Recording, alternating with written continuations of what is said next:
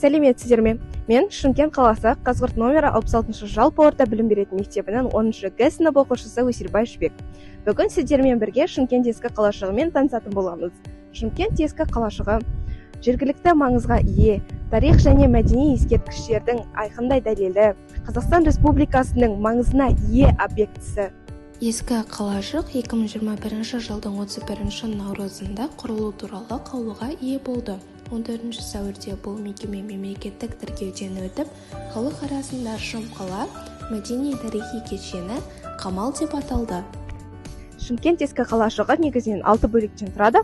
Алғашқысы оңтүстік қақпа. Оңтүстік қақпада археологиялық қазбалардың табылған сүйектер, тұрғын үйлер, құмыралар орналасқан. Келесі шығыс қабырға. Шығыс қабырғасында шығыс мұнарасы орналасқан. Шығыс мұнарасын кейде Махаббат мұнарасы деп атайды. Ол туралы аңыздар өте көп. Осы Махаббат мұнарасында үміт баспалдағы арқылы жер асты өткеліне түсуге болатын жолдар бар. Сәлеметсіздер ме? Мен Шымкент қаласы номер 66 Қазығұрт жалпы орта білім беретін мектебінің 10-ғы сынып оқушысы Жайлау Әдемі. Мен қазір қыстаханада тұрмын. Бұл жерде қылыш жасаған. Ал мынау ошақ.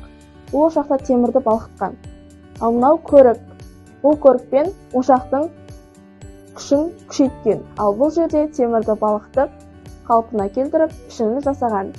Ал мына жерде ұстаның құралдары: балға, кемпір ауыз, қада, егеу, тас, көрік, шарық.